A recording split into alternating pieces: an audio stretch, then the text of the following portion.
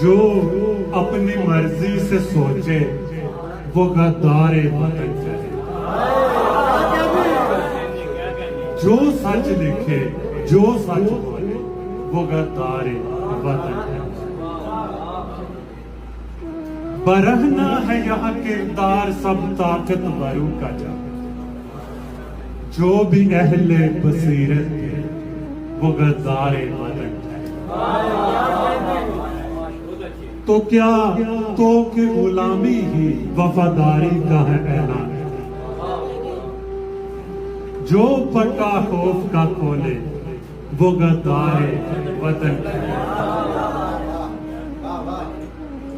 नहीं महफूज अब पंजाब की पुलिस से, लूटे घर दर ना जो खोले वो गद्दारे वतन है।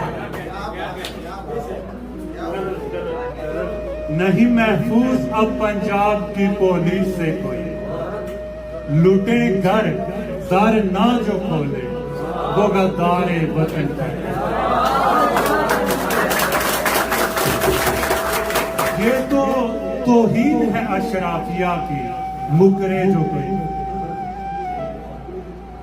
ना जो किरदार को बेचे वो गद्दारे वतन है। और मुहाफिज अपने ही पोरस के हाथी है बने फिरते, जो कोई भी इन्हें रोके वो गद्दारे वतन है।